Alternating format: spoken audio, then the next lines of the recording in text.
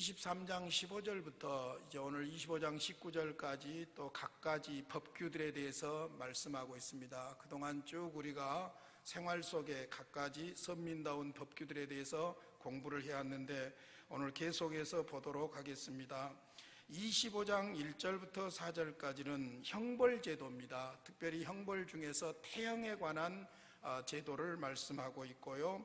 그 다음에 5절부터 12절까지는 지금 현대에는 참 생소하지만은 당시에는 아주 중요한 법이었던 계대 결혼에 관한 원리를 말씀하고 있습니다. 그리고 이제 13절부터죠. 13절부터 16절까지는 사회정의에 대해서 말씀하고 있습니다. 사회정의라는 것은 이제 공정한 사회, 공정한 경제활동 이런 것들을 말하고 있는 것이죠. 마지막 17절로 19절까지는 하나님의 정의에 대해서 이야기하고 있습니다. 하나님의 정의, 아말렉을 물리쳐라 혹은 죽여라, 아말렉이 너희들에게 했던 것을 절대로 잊지 말아라 하는 하나님의 정의에 대한 부분이라고 볼 수 있습니다. 자, 먼저 1절부터 정확하게 3절까지는 형벌제도 중에서 태형에 관한 것입니다. 이 태형은 아주 오래된 법적인 형벌입니다.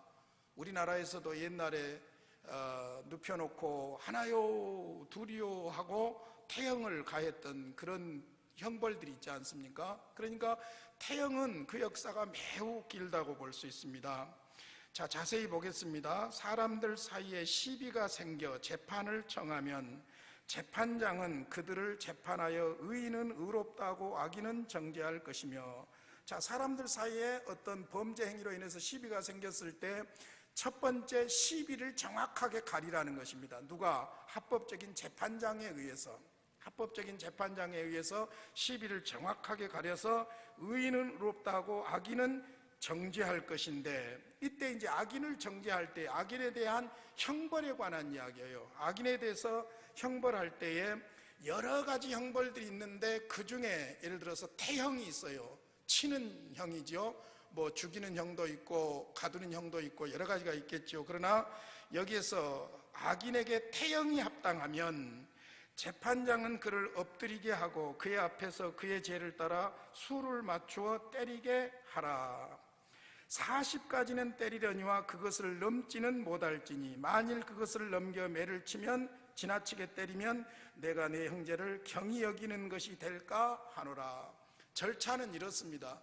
먼저 재판장이 시비를 가려서 의인은 의롭다, 악인은 죄를 정죄하고 그 악인에 대해서 태형에 해당하는 벌을 줄 때에는 반드시 사사로이 하면 안 되고 법정, 즉 재판장의 관할 아래서 해야 된다는 거예요. 사사로이 하면 안 돼요. 법 집행을 절대로 사사로이 하면 안 된다는 것이죠.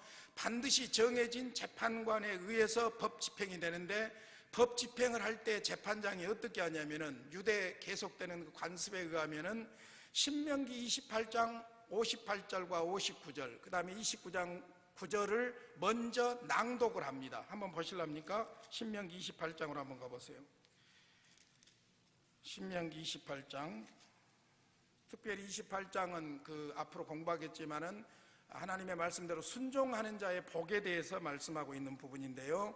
58절 59절을 같이 읽겠습니다. 시작. 내가 만일 이 책에 기록한 이 율법의 모든 말씀을 지켜 행하지 아니하고 내 하나님 여호와라 하는 영화롭고 두려운 이름을 경외하지 아니하면 여호와께서 내 재앙과 내 자손의 재앙을 극렬하게 하시리니 이 재앙이 크고 오래고 그 질병이 중하고 오래일 것이라. 그러니까 이 죄로 말미암아 하나님께로부터 올 재앙을 막고 회개하고 돌아오도록 하기 위해서 지금 이 벌을 준다, 그 이야기예요. 그러니까 성경적인 치리의 원리는 무엇이냐? 누구를 죽이는 것이 목적이 아니라 그 영혼을 살리는 것이 목적이라는 것이죠. 순종해라, 이제부터는 순종해라, 그런 하나님의 말씀의 선언이지요. 29장 9절 한번 보세요. 같이 읽습니다. 시작. 그런즉 너희는 이 언약의 말씀을 지켜 행하라. 그리하면 너희가 하는 모든 일이 형통하리라. 자, 이 신명기 25장 1절로 3절에 나와 있는 태형의 원리에 의해서 유대 관습이 계속 진행되는데, 먼저 재판장이 이 신명기 28장 58절 59절을 낭독하고 그 다음에 이제 태형에 처하도록 하고, 태형을 다 그 형을 마친 후에는 뭐라고 선언하냐면은, 그러나 하나님은 자비하셔서 너의 모든 죄를 사하시느니라 선언함으로 태형이 마무리가 되는 거예요. 그런데 이제 태형을 할 때에 반드시 어떻게 해야 되냐면은, 죄에 따라 수를 맞추어 때리겠어요. 정확하게 수를 맞추어 때리겠어요. 자, 그런데 어디까지냐면은 40까지 때리려니와 그것을 넘기지는 못할지니. 이게 지금 인권을 얼마나 배려하고 있는가 하는 것을 알 수 있어요. 죄에 대해서는 반드시 치리를 하되, 그 치리하는 생명과 인권을 소중하게 여겨서 지나쳐서 죽게 된다든지 문제가 되면 안 된다는 것이죠. 차라리 죄가 이 태형보다 더 무거워서 사형에 처하는 법이라면 상관이 없지만은, 이것은 사형에 처하는 법이 아니고 태형으로 다스리는 경고의 형벌이기 때문에, 이것이 만약에 지나쳐가지고 감정적으로 해가지고 죽게 되면은 그건 그 집행하는 자의 저주가 되는 거예요. 중요한 부분이죠. 그래서 우리가 예를 들어서 우리 형법이나 이런 데도 보면은 이러이러한 자는 징역 몇 년 이하, 벌금 얼마 이하. 만약에 이것들을 법으로 제한해 두지 않으면 어떻게 됩니까?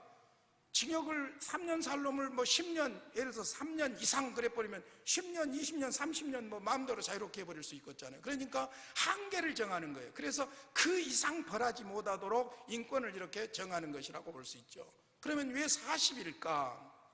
40은 유대인들에게 있어서 항상 연단이라든지 시험이라든지 훈련이라든지 이런 의미가 있어요.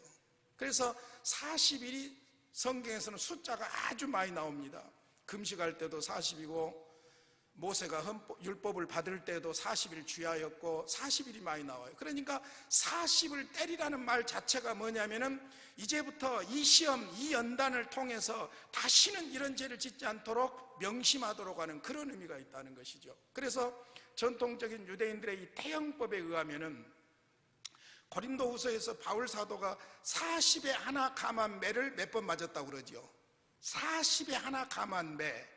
그러면 신명기에서 이미 태형을 할 때는 40대로 정해놨는데 왜 40에 하나 덜한 매라고 그렇게 말하는지, 그럼 몇 대입니까? 39대지요. 대개 이제 유대인들이 그 태형을 할 때는 치는 그 채찍이 세 가닥으로 돼 있는 걸 사용한 거예요. 세 가닥으로. 그럼 한 번 때리는데 몇 대를 맞는 것이 되는 거예요? 세 대를 맞는 것이 되는 거예요. 내가 괜한 걸 물어봤네. 그러면은 40대가 되려고 하면은 홀수이기 때문에 안 맞지요. 13대를 때리면은 3, 3은 9, 3, 1은 3, 39대가 되죠. 그러니까 13대를 때려야 되는 거예요. 만약에 14대를 때려보면 몇 대가 됩니까? 42대가 돼버리니까 법을 어기는 것이 돼버리는 거예요. 그러니까 수를 세다가 혹시 하나요, 둘이요, 셋이요 하다가 다섯이요 해볼 수도 있단 말입니다. 또 셋이요 해놓고 다시 셋이요 할 수도 있고, 실수할 수 있는 것이죠. 요즘처럼 뭐 개수기 가지고 한다든지 아니면 컴퓨터를 한다든지 그런 것도 아닌 세상이니까, 그래서 아예 안전하게 법을 지키기 위해서 세 가닥 채찍으로 때릴 때 13대만 때리는 거예요. 13대만. 그래서 40에 하나 감한 매 39대 그렇게 나온 거예요. 그러니까 신명기 25장에서 태형을 칠 때에는 40대가 원리고, 이 40대를 지키는데 유대 간습에서는 39대로, 그래서 바울 사도가 40에 하나 감한 매를 뭐 몇 대나 맞았다 이렇게 이야기하고 있는 것이죠. 이렇게 함으로 말미암아 소위 죄는 죄대로 정확하게 심판을 하고, 그 심판에 걸맞는 형벌을 가하고, 형벌도 인권을 존중해서 지나치지 않도록 그렇게 하는 것이죠. 법 때문에 억울한 일이 생겨나서는 안 되겠죠. 항상 법이라는 것은 그러니까 마지노선을 정해주고 또 최고의 선을 정해줘가지고 인권을 보호하는, 이것이 바로 법의 정신인데, 이런 정신들이 전부 사실은 성경에서 나온 거예요. 성경에서 나온 거라고 볼 수가 있는 것이지요. 어찌됐든 이런 태형에 대한 형벌 제도를 말씀하고 있습니다. 그래서 사회적으로 심판할 때에도 인권을 생각하고 생명을 소중하게 여겨서 이런 태형을 형벌을 가해야 된다 하는 것입니다. 그리고 이제 4절은 좀 그 독특하게 본문과 연관성이 없는 것처럼 보여지는데, 곡식 떠는 소에게 망을 씌우지 말지니라. 이 곡식 떠는 소라는 말은 곡식을 타작하고 있는 소예요. 맷돌 같은 돌을 끌어가지고 곡식을 타작하는 그런 타작 기계를 돌리는 소나 나귀가 그 일을 했는데 그 소라고 볼 수 있어요. 그러면 이 소는 지금 뭐 하고 있는 거예요? 열심히 일하고 있죠. 일하고 있는 소가 그 떨어진 그 곡식 좀 먹었다고 해서 두드러 팬다든지 못 먹게 한다든지 그러면 안 된다는 것이죠. 우리 할아버지는 옛날에 소 쟁기질 할 때 소에다 망을 씌워가지고 옆에 있는 거 못 먹게 하고 쟁기질을 시키더라고. 근데 성경에는 보니까 망을 씌우지 말라는 거예요. 왜냐하면은 수고한 소가 그 에너지를 잃지 않도록 심지어는 소까지도 배려하는 하나님의 말씀의 법을 볼 수 있어요. 그래서 사실은 예수님께서 마태복음 10장 10절 이하에서도 복음을 전하는 자는 복음으로 먹고 산다. 고린도전서에서 바울 사도가 소위 요즘식으로 말하자면 풀타임 사역자들, 복음을 위해서 사역하는 사람들에게 당연히 양식을 주는 것이 마땅한 원리다 하는 것을 어디서 따오냐면 바로 신명기역 25장 4절에서 따오는 것을 볼 수 있습니다. 그래서 일하는 사람에게는 먹을 권리가 있다, 또 먹기 위해서 일한다, 뭐 이런 의미로 정리를 할 수가 있을 것입니다. 그 다음에 이제 5절부터 12절까지 소위 계대 결혼인데, 이 부분은 현대적인 감각으로는 좀 이해하기가 어렵습니다만은 그때 당시의 상황으로 들어가셔서 생각해야 됩니다. 자, 무슨 말이냐면은 5절을 좀 보고 말씀드릴게요. 형제들이 함께 사는데, 뭐 5형제, 10형제, 뭐 형제들이 함께 사는데 그중 하나가 죽고 아들이 없거든 그 죽은 자의 아내는 나가서 타인에게 시집가지 말 것이요, 그의 남편의 형제가 그에게로 들어가서 그를 맞이하여 아내로 삼아 그의 남편의 형제된 의무를 그에게 다 행할 것이요, 그 여인이 낳은 첫 아들이 그 죽은 형제의 이름을 잊게 하여 그 이름이 이스라엘 중에서 끊어지지 않게 할 것이니라. 자, 무슨 말이냐면은 죽은 형제에 관한 이야기예요. 죽은 형제의 아내에 관한 이야기예요. 살아있는 형제의 아내가 아니에요. 만약에 형제의 아내의 하체를 범한 자는 죽일 것이요, 이것이 레위기서의 가르침이에요. 그러니까 살아있는 형제의 아내나 근친상이나 이런 건 성경이 절대로 방지하고 있습니다. 근데 문제는 뭐냐면은 죽은 자, 예를 들어서 5형제가 있는데 창세기 38장 유다의 가문에서 그런 일이 있었습니다. 유명한 오나니즘이라고 하는 것인데요. 자, 큰아들이 죽었어요. 큰아들이 죽으니까 작은 아들이 형수하고 같이 살게 되는 그 법을 말하는 게, 쉽게 말하자면 그걸 이야기하는 거예요. 그러니까 죽은 형제의 아내를 다른 집안으로 시집 보내지 말고 그 집안에서 그가 가지고 있는 권리와 그 남편이 가지고 있었던 기업과 모든 것을 이어가도록 하라는 거예요. 그 이야기예요. 그러니까 이 계대 원리는 나중에 영적인 계대 원리로도 연결이 되어집니다만은, 계대 원리의 목적이 뭐냐면은 첫 번째 중요한 것이 집화나 가문의 안정을 위한 것입니다. 집화나 가문의 안정을 위한 것이에요. 왜냐? 그때 당시에는 이제 가나안 땅에 들어가서 그들이 되어질 일을 지금 염두에 두고 주신 말씀이기 때문에 12지파가 각각 땅을 가문대로 다 받아서 그건 영원히 그 집밥 것이고 그 가문 것이에요. 나중에 살림살이를 잘못해가지고 팔리기도 하고 그렇게 할지라도 언제 다시 원상으로 돌아옵니까? 50년이 되든 희년이 되면은 원상으로 다 돌아오는 거예요. 이것은 영원히, 그러니까 그 지분은 그 집합 것이고 그 가문 거예요. 근데 이제 문제가 복잡해요. 예를 들어서 형이 죽었어요. 그럼 형이 가지고 있는 기업에 지분이 있고 또 형이라는 이름이 있는데 그가 죽음으로 말미암아 아내가 다른 가문으로 시집을 가게 되면 각 지파 간에 혼란이 와버리는 거예요. 그러지 않겠어요? 그러면 이제 암암리에 예를 들어서 누구는 살짝 어떻게 죽이고 그냥 어떻게 누구를 사돈 삼아버리고 뭐 이런 막 부정한 일들이 막 벌어지지 않겠어요? 뭐 요즘 보면은 대기업들은 대기업들끼리 다 사돈 삼고 대기업하고 정치인들하고 막 사돈 삼고 그래가지고 서로 정략적으로 세상을 살아가더만요. 나는 그런 세상이 있는지도 몰랐는데 그렇게 세상을 살아가더만. 마찬가지. 그러니까 먼저는 지파와 가문의 안정을 위해서 집 밖으로 보내지를 않는 거예요. 그리고 두 번째 목적은 뭐냐면은 사회적으로 이제는 약자가 될 과부를 집안에서 보호하는 거예요. 집안에서 보호하는 거예요. 이게 두 번째 목적이에요. 그 다음에 이제 세 번째 목적은 뭐냐면은 소위 이스라엘 백성들이 이방 남자들에게 결혼하지 않도록 방어하는 그런 시스템이라고 볼 수 있어요. 이게 중요한 것은 그 죽은 아들의 이름과 명예와 그 다음에 그 두 사람에게 주어진 기업, 그것을 이음으로 말미암아 지파 간에 그리고 가문 간의 안정을 유지하도록 하기 위해서 하나님께서 당시에 이런 법을 주신 거예요. 그러니까 먼저는 가장 가까운 친척이고 그 다음은 더 이제 가까운 친척으로 이렇게 확산되는 것이죠. 예를 들어서 여러분들이 룻기서에 보면 보아스가 룻과 바로 결혼을 못한 것은 룻에게 더 가까운 친족이 있었어요.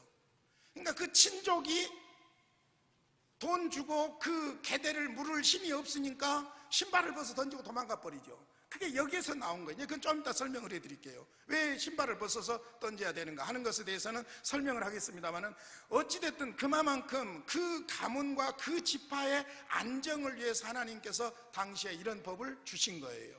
자, 그러나 법은 그렇다고 하더라도 정없는 사람하고 어떻게 살아? 그러죠. 아무리 지파의 안정이나 가문의 안정이나 재산이나 뭐 명분이 있다고 해도 남녀가 사는 것은 정이 있어야 살지 그냥 법적으로 살아간다고 산답니까? 물론 옛날에 우리 할아버지 할머니들은 선도 안 보고 가서도 그냥 잘만 살고 이혼도 안 하고, 오히려 지금은 2년 3년 사귀었다가도 신혼여행 가서 마음이 안 맞다고 헤어져 버리기도 하고 그러니까 모를 일이지만은 시대적인 문제지만은 어찌됐든 그럼에도 불구하고 내가 싫다 그러면 어떻게 할 것이냐 그거예요. 그것이 이제 7절부터 나옵니다. 그러나 그 사람이 만일 그 형제의 아내 맞이하기를 즐겨하지 아니하면, 이때 이제 이 부분도 공적으로 법적으로 처리를 해야 된다는 거예요. 법적으로. 이것은 당시의 법이기 때문에 나 싫어 안 살 거야 그러고 끝나는 것이 아니라 법적으로 법적 포기 절차를 밟아야 된다는 거예요. 법적 포기 절차를. 그래서 만일 즐겨하지 아니하면 그 형제의 아내는 그 성문으로 장로들에게 나아가서 말하기를. 그 성문으로 장로들에게 나아간다는 말은 무슨 말이냐면은, 당시에는 법제도가, 재판제도가 지방법원이 있었고 고등법원, 중앙법원이 있었어요. 그러니까 지금 이런 문제는 지방법원, 그 성읍에 재판하는 곳이 어디냐면 성문이에요. 그 성문에서 재판을 맡은 사람들을 뭐라고 하냐면 성문장로라고 그러는 거예요. 그러니까 소위 요즘식으로 말하자면 지방법원에서 가정 문제를 지금 재판을 하는 거예요. 그러니까 나는 그 사람하고 뭐 형수지만 마음에 안 들면 살 수 없다고 생각하면 법정으로 가서 제소를 한다는 것이죠. 장로들에 나가서 말하기를, 내 남편의 형제가 그의 형제의 이름을 이스라엘 중에 있기를 싫어하여 남편의 형제된 의무를 내게 행하지 아니하나이다 할 것이요. 누가 제소를 하냐면은 그 가부된 그 여자가 제소를 한다는 것이죠. 남자 쪽에서 하는 것이 아니라 여자 쪽에서 피해자니까 제소를 하게 되는 것이죠. 그러면 그 성읍 장로들은 그를 부릅니다. 그 남자를 불러다가 말할 것이며, 그가 이미 정한 뜻대로 말하기를 내가 그 여자를 맞이하기를 즐겨하지 아니하노라면, 무슨 말이냐면 조정을 해요. 조정을. 성문 장로들이, 재판관들이 그러면 쓰겠느냐, 우리 법도가 이렇게 함으로 말미암아 우리의 지파와 가문이 안정을 차지하고 너도 그렇게 해야 되지 않겠느냐 하고 설득을 막 한단 말입니다. 그럼에도 불구하고 아니요, 필요 없어요, 나는 그 여자하고 절대 살 수가 없어요 하고 자기 뜻을 굽히지 않았을 때 그걸 말해요. 그래서 이미 정한 뜻대로 말하기를 내가 그 여자를 맞이하기를 즐겨하지 아니하노라 하면, 여러분 옛날에 법이 무서울 때도 싫으면 싫은 거예요. 그러죠. 싫으면 싫은 거예요. 우리나라 유교가 여자들을 아주 발사계처럼 취급하고 남자들은 여자를 몇이나 거느려도 좋다고 생각하는 그런 세상에서도 나 아니고 다른 여자하고 살면 나 죽어버린다고 기어이 혼자만 차지하고 산 여자들도 있어. 똑똑해야 돼. 똑똑해야 돼. 법이 문제가 아니라 비실비실하지 말고 똑똑하게 자기 앞길 챙겨가는 것이 중요한 거예요. 그러잖아요. 뭐 남자가 맨 여자를 봐도 여자는 질투하면 안 된다, 시기하면 안 된다, 그런 법 세상에서도 아니요, 나는 저 남자 내 남자만 삼을 거예요, 너 죽고 나 죽자 하고 버티고 나오면은 남자도 할 수 없는 거예요. 그렇죠? 어찌됐든 싫다는 거예요. 그러면 어떻게 하냐? 자, 그 다음 9절입니다. 그의 형제 아내가 장로들 앞에서 그에게 나아가서 그의 발에서 신을 벗기고 그의 얼굴에 침을 뱉으며 이르기를 그의 형제의 집을 세우기를 즐겨 아니하는 자에게는 이같이 할 것이라 하고 이스라엘 중에서 그의 이름을 신벗김 받은 자의 집이라 부를 것이니라. 세 가지예요. 먼저는 그 남자가 장로들 앞에서 나아가서 신을 벗깁니다. 여자가 신을 벗깁니다. 남자의 신을 벗기죠. 그 발에서 신을 벗겨요. 그 다음에 두 번째로는 얼굴에다 침을 뱉어요. 참말로 얼굴에다 침을 대 뱉었을까? 제가 주석을 찾아보니까 이렇게 해석하는 경우도 있어요.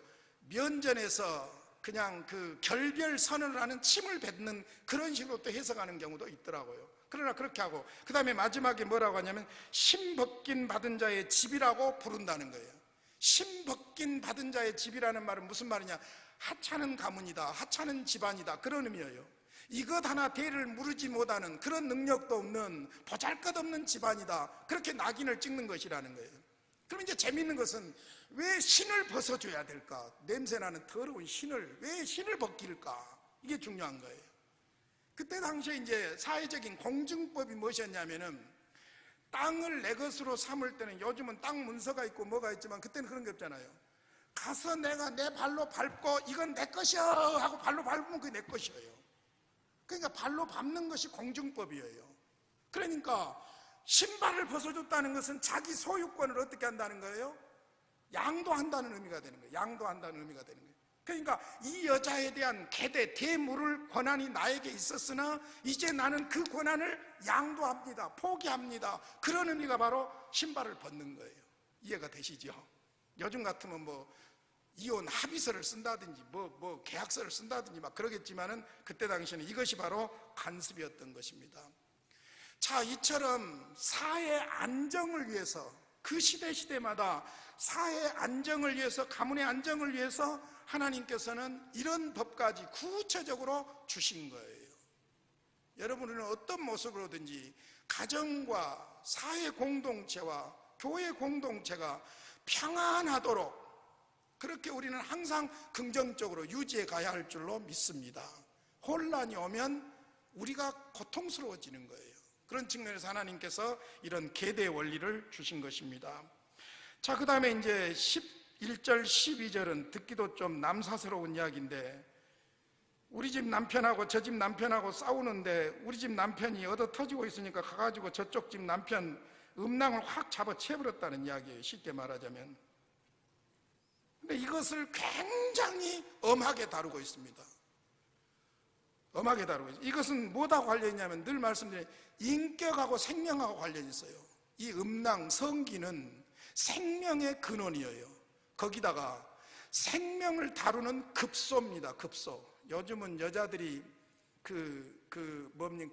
괴한들이 공격에 올 때에 방어하는 퇴치법으로 스프레이를 가지고 다니기도 하고 비상배를 가지고 다니기도 하고 훈련 받으면서 남자의 거식을 확 차보라고 훈련도 시키고 막 그러는데, 성경에서는 이 부분을 굉장히 중요하게 다루는 거예요. 왜냐하면 여기가 생명의 근원이고 생명의 출발점이고 여기가 생명이 왔다 갔다 하는 급소고, 그러니까 인격과 생명을 아주 소중하게 다루는. 다른 데를 때린다든지 머리채를 잡은다든지 발로 찬다든지 그러지 왜 꼭 거기를 그래야 되냐고. 그게 문제예요. 그래서 어찌됐든 사회적으로 이런 악한 여자에 대해서는 심지어 뭐라고까지 말하냐면요, 너는 그 여인의 손을 찍어버릴 것이오. 어메무서라. 손을 확 찍어버리는 거예요. 그런 죄를 보면 손을 찍어버릴 것이오. 또 뭐라 하겠습니까? 내 눈이 그를 불쌍히 여기지 말지니라. 아주 가증스럽고 사악한 여인으로 그렇게 취급을 하고 있습니다. 경솔한 여인에 대한 경고입니다. 옛날이나 지금이나 그런 여인들이 있었던 것이죠. 그래서 이런 부분들을 경계하고 있는 것을 볼 수 있습니다. 그 다음에 이제 14절로 16절까지는 소위 사회정의, 공정사회에 대한 이야기인데 13절부터죠. 13절 같이 한번 읽겠습니다. 시작. 너는 내 주머니에 두 종류의 저울추 곧 큰 것과 작은 것을 넣지 말 것이며, 그때 당시는 저울추가 뭐였냐면 돌 같은 거였어요. 그래서 에벤과 아벤, 원문에 보니까 이 말은 두 개의 돌인데 큰 돌과 작은 돌이에요. 추가 무게가 다른 거예요. 그러니까 물건을 사러 가고 물건을 팔 때에 저울을 사용하는데 똑같은 저울추 돌멩이를 사용해야 되는데 양호주머니에다 큰 놈 작은 놈 담고 다니다가 어떤 일이 벌어지냐면 물건을 살 때는 어떤 돌을 사용해야 되겠어요? 물건을 살 때에는 큰 돌을 사용해야 되겠죠. 물건을 팔 때는 어떻게 하겠어요? 작은 돌을 사용하겠죠. 이렇게 하면 상도의가 무너진다는 것이죠. 그러니까 옛날이나 지금이나 앞으로도 이 부분은 마찬가지예요. 우리가 지금 항상 괴롭고 힘든 것이 뭐냐면은 공정사회가 안 되고 있다는 데 문제가 있는 거예요. 공정사회가 안 되고 있다는 데. 지금 우리나라가 뭐 옛날처럼 밥 못 먹고 막 못 입고 그래서 세상에 옷값도 싸졌더만요. 백화점에 가서 비싼 메이크 옷만 입은 사람들은 뭐 그런 거 잘 모르겠지만은 우리 집 사람 옷 입은 거 보니까 세상에 옷 싸졌더만요. 세상에 옷 싸졌어, 옛날에 비하면은. 그러니까 지금 뭐 못 입고 못 먹고 그런 세상 아니에요. 그런데 옛날 못 입고 못 먹을 때보다 더 불만이 많은 것은 뭐냐면은 공정사회가 아니니까 성질이 난 거예요. 지금 성질이 불공정사회니까 성질이 난 거예요. 대기업의 아들로 태어나면은 손 하나 까딱 안 하고도 3살 묵었는데 몇 천억이 유산으로 남아있고 막 이런 것들 아닙니까? 그러니까 소위 이런 공정사회에 대해서 이야기하는데 그 기본이 뭐냐? 상업이에요. 상업. 거래예요. 거래가 공정하지 않으면 문제가 된다는 것이죠. 지금까지 우리가 수없이 이런 부분들은 이 이스라엘 공동체 하나님께서 공정한 추를 가져야 된다는 것을 수없이 강조해 왔으니까 다시 강조할 필요가 없습니다만은 그렇습니다. 자, 그 다음에 15절에 보면 오직 온전하고 공정한 저울추를 두며, 여기 온전하고 공정하다는 말은 똑같은 저울추를 말합니다. 공정한 추를 두고 온전하고 공정한 대를 둘 것이라. 이 대는 곡식을 대는 그릇이죠. 그리하면 내 하나님 여호와께서 내게 주시는 땅에서 내 날이 길리라. 내 날이 길다는 말은 그 사회가, 사람 사는 사회가 될 수 있다 그 말이에요. 그러니까 곡식을 대는 대도 양이 다르면 안 되죠. 또 저울도 2개의 저울을 가져서는 안 된다. 이것은 소위 사회정의 혹은 공정사회에 대해서 말씀하고 있고, 이것은 이익만 추구하면 이 불의한 행동은 계속됩니다. 이익만 추구하면. 그런데 하나님을 믿으면 이게 해결될 수 있다는 거예요. 하나님을 믿으면. 자, 그래서 16절에 이런 일들을 행하는 모든 자, 악을 행하는 모든 자는 내 하나님 여호와께 가증하니라. 그러니까 공정하게 거래를 하는 사람은 그 사람을 통해서 사회가 밝아지고 사람 사는 사회가 되고 내 날이 장수하리라, 안전하게 된다는 것이죠. 그러나 그렇지 않는 자들은 하나님께서 가증하게 보신다는 거예요. 억천만금을 벌더라도 하나님 눈밖에 나면 그걸로 뭐 끝나는 것이죠. 우리는 신앙인으로서 그렇게 믿고 있음을 믿습니다. 마지막으로 이제 17절부터 19절까지는 제가 하나님의 정의라고 그랬는데, 하나님께서 이상하게 아말렉이 너희들한테 했던 행동을 잊지 말아라, 기억해라, 그리고 아말렉을 멸절하라, 이 말씀을 하고 있는 거예요. 이게 굉장히 심각한 이야기입니다. 17절입니다. 너희는 애굽에서 나오는 길에 아말렉이 내게 행한 일을 기억하라. 언제 했다고요? 애굽에서 나올 때. 이건 어디에 나오냐면 출애굽기 17장에 나옵니다. 출애굽기 17장에 이스라엘 백성이 광야에 나와가지고 1년 2개월째 되던 그 무렵이죠. 호렙산 근방에 오고 물이 없다고 그 불평했던 르비딤 있죠. 르비딤 그쪽에서 17장, 출애굽기 17장 8절부터 보면은, 여러분 유명한 이야기, 뭐 성경 본문 안 보려고 그래요. 잘 아는 이야기니까. 아말렉이 쳐들어왔어요. 아말렉이 쳐들어오니까 모세가 산 위로 올라갑니다. 지팡이를 들고 그리고는 손을 들고 기도를 합니다. 그리고 여호수아와 함께 전쟁을 합니다. 아말렉과. 그리고는 모세 손이 올라가면 승리하고 내려오면은 밀리는 거예요. 그때 모세 손이 내려오지 않도록 두 사람이 받들었죠. 아론과 훌. 그 사건이에요. 바로 그 사건. 그러면 그 출애굽하고 나서 이스라엘 백성들이 최초로 공격을 받은 사람이 누구냐면 아말렉이에요. 아말렉. 최초로 공격을 받은 거예요. 그럼 아말렉이 누구냐? 이스라엘을 공격해서는 안 되는 사람들이에요. 어떤 사람들이냐? 한번 창세기 보세요. 아말렉이 누군가 제가 정리를 해드릴게요. 창세기 36장 12절을 보겠습니다. 창세기 36장 12절.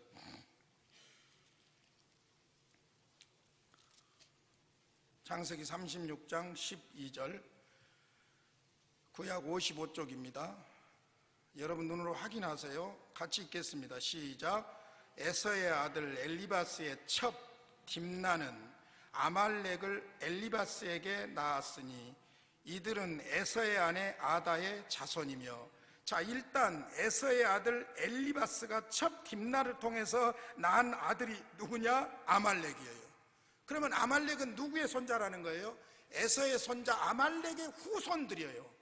그러니까 에서의 손자 아말렉의 후손들이 지금 이스라엘 백성들이 광야에서 가나안으로 호렙산 쪽으로 가는 길목에서 첫 번째 공격을 하게 된 거예요. 그러면 에서가 누굽니까, 여러분?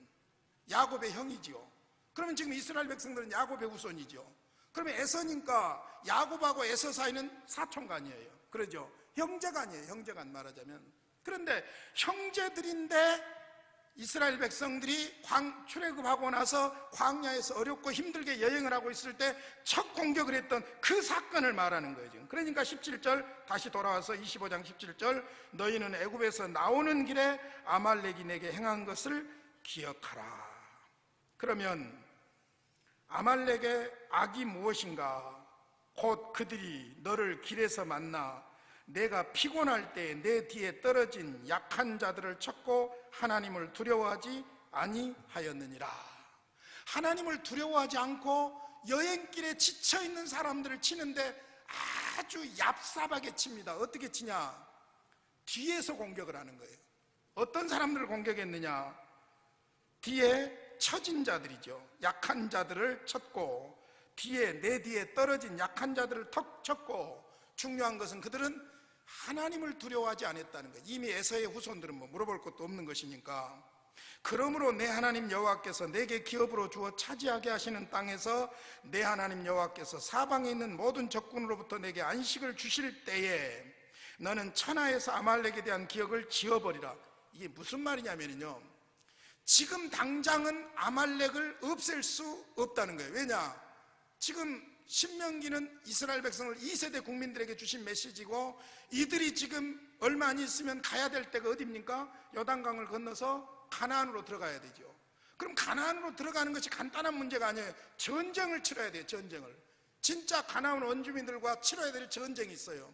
그러니까 그 전쟁이 다 끝나고 가나안 땅이 분배되고 나서 평안시대가 되면은 아말렉을 지워버려라, 아말렉을 멸절시켜라. 근데 출애굽기에서도 아말렉을 멸하라는 명령이 두세 번 나옵니다. 그러면서 마지막에 뭐라고 합니까?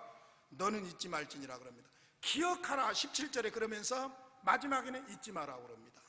중요한 이야기예요. 그러니까 이것은 하나님의 정의예요. 왜냐하면 하나님을 두려워하지 않는 자들이 하나님의 백성을 찾고 하나님은 거기에 대해서 심판하시겠다는 거예요. 그러니까 아말렉의 악함은 무엇이냐면은 사상적으로 하나님을 두려워하지 않는, 하나님이 없는 사람들이에요. 사상적으로.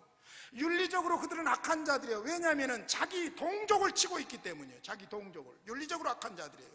더더구나 그들은 윤리적으로 아주 비굴한 것이 뒤에서 공격할 뿐만 아니라 약한 자들, 처진 자들을 공격하고 있었다는 거예요. 그리고는 영적으로는 이게 엄청난 죄악인데, 어떤 죄악이었냐면은 하나님의 대구원 역사에 가로막고 있는 거예요. 하나님은 예정하신 대로, 약속하신 대로, 아브라함과 약속하신 대로 이스라엘 백성을 애굽으로 보냈고, 애굽에서 건져내셨고, 그들을 지금 광야에서, 그리고는 호렙산으로 인도해서 호렙산에서 율법을 주시고, 또 그들을 요단강으로 건너서 가나안 땅으로 들어가게 하는, 이것이 하나님의 구원 역사예요. 근데 이 길을 가로막은 것은 어떤 일이 되어지냐면은, 이것은 영적으로 엄청난 죄악인데 하나님의 구원 역사를 가로막았다는 거예요. 아말렉의 죄가 그렇다는 것이죠. 그래서 하나님께서 이 아말렉에 대해서는 반드시 처치하도록 명령을 하고 있습니다. 저는 여기서 기억하라는 말과 잊지 말라는 말이 가슴 깊이 와닿았어요. 여러분, 우리가 지금 120년사 우리 교회 역사를 기록하는 이유도 뭐냐면은 기억하기 위함이에요. 잊지 말기 위함이에요. 여러분, 사실 우리가 대인 관계에 있어서도 가슴 아픈 일들에 대해서는 절대로 6.25도 잊으면 안 돼요. 5.18도 잊으면 안 돼요. 지금 이 나라 전국 상황에 대통령을 탄핵하는 이런 상황들도 절대 잊으면 안 돼요. 투표할 때 부들부들 떨면서 투표해야 돼요. 잊으면 안 돼요, 여러분. 원수 갚으라는 말이 아닙니다. 유대인들이 그 작은 땅덩어리, 강원도도 못 되는 그런 땅덩어리에서 세계를 자꾸 흔들고 있는 그런 나라가 된 이유가 뭔 줄 아십니까? 가보세요, 여러분. 기가 막혀요. 척박한 땅입니다. 근데 사막에다가 도시를 만들어 놓고 공원을 만들어 놓고 기가 막힌 사람들이에요. 우리나라 같으면 상상도 못할 일이에요. 물이 하나도 없는데 갈릴리 그 낮은 곳에 있는 물을 끌어올려 가지고 사막에다 도시를 만들어 놓은 사람들이에요. 근데 그들의 정신이 뭐냐? 용서하되 잊지는 말라는 거예요. 원수 갚으라는 것이 아니라 다시 우리가 당하지 않고 이 모래 땅에 서려고 하면은, 잊어버리면 우리는 망한다는 거예요. 잊어버리면 망한다는 거예요. 여러분, 굉장히 중요한 거예요. 우리나라 사람들은 잘 잊어버려요. 그리고 감정대로 원수는 갚으려고 해요. 아니요, 반대로 생각해야 돼요. 원수는 갚으려고 하지 말고 잊지는 말아야 돼요. 기억해야 돼요. 할렐루야. 그래서 하나님께서 아말렉을 아주 각심시키고 있습니다. 하나님의 구원 역사가 진행되고 있는 하나님의 백성들에게 첫 번째 공격자가 다른 사람도 아니고 이스라엘의 형제인 아말렉이 공격을 했다는 거예요. 이건 하나님의 정의예요. 여러분, 그것 아셔야 돼요. 우리 사회가 공정사회가 되고 정의사회가 된다고 하더라도 하나님의 정의에 무너지면 그건 유지되지 못합니다. 그러므로 우리는 먼저 신앙적으로 하나님과의 관계에서 하나님의 정의가 이루어질 때 그 거듭난 그 사람을 통해서 사회적인 정의와 공정사회가 이루어질 줄로 믿습니다. 할렐루야. 그런 측면에서 하나님께서는 지금 이스라엘 공동체에게 공정한 사회를 위한 사회 정의를 말씀해 주실 뿐만 아니라, 아무것도 아닌 것 같지만은 돌멩이 하나 그거 속이는 그것이 바로 사회를 망칠 수도 있다는 거예요. 그리고 중요한 것은 하나님 없이 하나님을 대적하는 그 세력에 대해서는 하나님께서 가만두지 않겠다는 거예요. 하나님의 정의, 이것이 바로 오늘 본문 마무리에서 말씀하고 있는 내용입니다. 할렐루야. 하나님은 하나님의 백성들을 사랑하십니다. 하나님은 누가 뭐라고 해도 인권과 생명을 소중하게 여기십니다. 하나님의 형상을 닮아 하나님과 교제하는 우리는 하나님이 소중하게 여기는 것들을 소중하게 여겨야 할 줄로 믿습니다. 고마우신 우리 아버지, 감사합니다. 이 밤에도 성령님 우리와 함께 하시고 말씀을 듣게 하시며 깨닫게 하시니 감사합니다. 말씀하신 말씀에서 나에게 주신 말씀을 듣게 하시고 순종하게 하여 주시옵소서. 예수님의 이름으로 기도하옵나이다.